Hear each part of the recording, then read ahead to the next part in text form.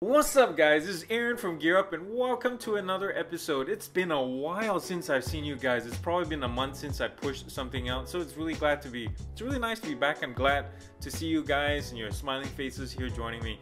Today we're going to talk about the 2018 Chevy Equinox. It's a little car that I rented a few weeks back and I just wanted to give my quick thoughts on it. So if you're shopping for an SUV and this car is on your list, take a gander and see my thoughts on it. It's just a quick one, so it's not as detailed as some of my older ones. But anyways, I hope you enjoyed anyway, and let's cut to intro.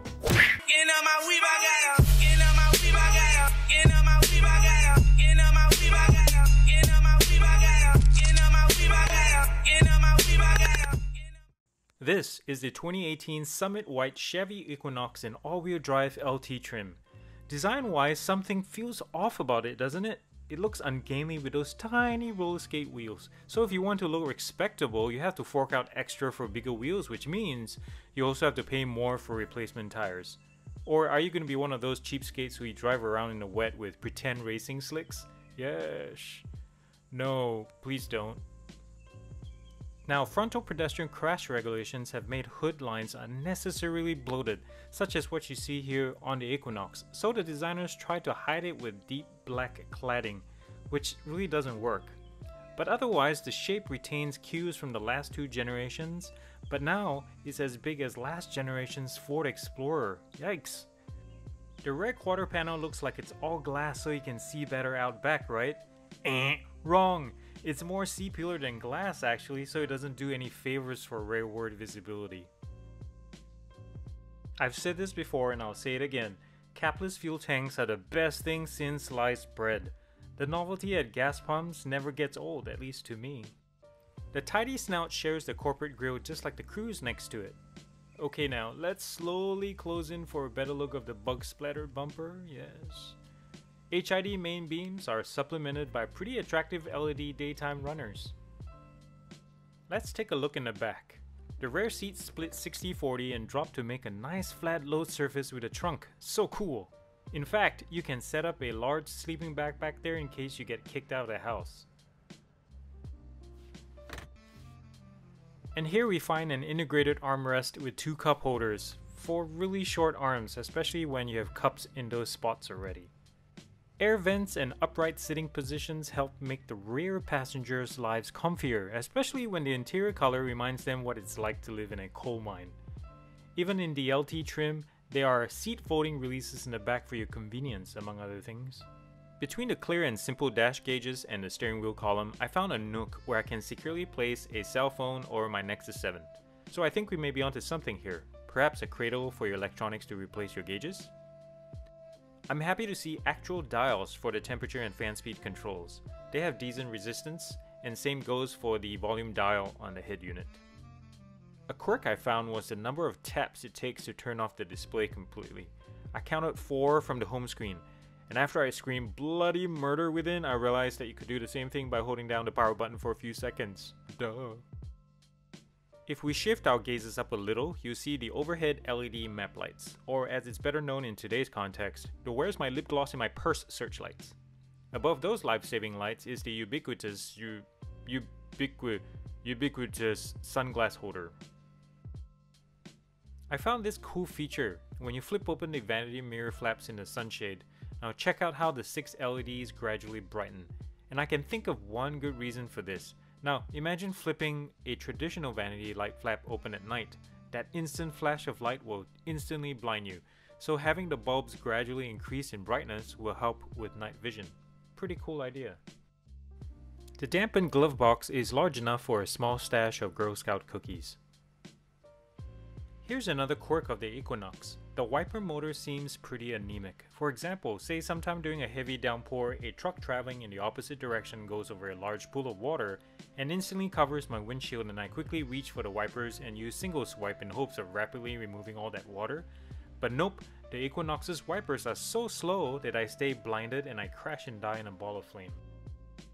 Over here are the controls for the side mirrors and windows, and in this trim it's all one touch down but only one touch up for the driver's side. Soft touch plastics are de facto for upper dash and door trim nowadays. Chevy does it differently by using a really soft rubbery plastic to mimic leather stitched onto the plastic molding beneath. the end result just feels weird, like you're pinching fat around your waist. The desktop plastics are good quality and don't sound hollow, including the bezel of the head unit screen. But then, if I reach under the AC control faceplate and get a good grip on the panel like this, it feels like you can yank the whole thing off. Plus points for placing the parking brake button right where a traditional parking brake would be, so it can basically be operated with rote memory. Forward of the shifter is the all-wheel drive button. Turn that off to disconnect from the rear axle to save fuel. In front of the sizable storage area are the USB, 3.5mm and power ports. The center armrest is way too tall for my right elbow compared to my left, so I'm never really sitting straight, but it does lend to creating a very deep storage cubby underneath. Let's talk seats. Maybe the pleather thrones on the more expensive levels are more comfortable, but these cloth seats are not meant for journeys longer than 1 hour. The diamond cut pattern is a nice touch though, making it look more high-end for those opting for the lesser trims. Backseat comfort is about the same with good amount of leg and feet space. And finally, I want to point out one of my favorite features that most owners probably won't care or think twice about. When we open or stop airflow from the AC vents, many of us are used to finagling with dials, right? But in the Equinox, you either flip the lever all the way down or all the way left to close the vents completely. It's an elegant solution to a question nobody asked, but yet it simplifies design and manufacturing.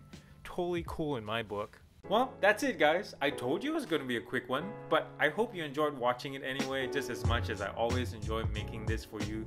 And I shot this differently. I was renting this car a couple weeks ago in Michigan, and while I was driving it, a lot of thoughts were coming through, and I just decided to do a vlog style. So it's a really different format, and if you didn't like it, comment down below and tell me to nix it or whatever it is. But if you haven't already, do subscribe to this channel to help me produce more quality videos. Yes, I'm still at it.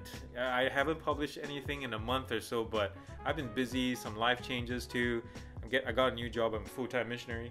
Yes, and so a lot of things are changing, so pardon the delay in all producing my videos, but I'm getting back at it and I hope you stay tuned. But remember to subscribe to this channel. Tell everybody, tell your friends, tell your family, tell your rat catcher, your gutter cleaner about this channel, and tell them to kill that button, subscribe it. The numbers are skyrocketing and I love you guys for supporting me all this time, and I hope you come back. But remember to thumbs up this video. If you like it, thumbs up, thumbs down, and thumbs down. If, well, you know Voltron, right? This guy, Voltron. Voltron, Defender of the Universe. Or He-Man, Masters of the Universe. I think their marketing team was overselling it a little bit. So, because you think, here's the logic. If you think that the bad guys in Voltron, if suddenly they send some calamity, bad stuff to happen all at the same time around the universe, do you think Voltron can handle it? Will he or it or they become defenders of the universe at the same time?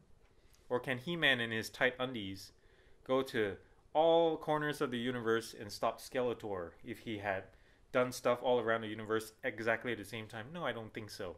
So I think their marketing team needs to rethink their motto. Yes, that was bad. Anyways, I hope you enjoyed this video. Come back again and visit, and do something nice for somebody. Cheer up somebody, make the world a better place. I love you guys. Come back again, and I'll see you in the next one. Peace.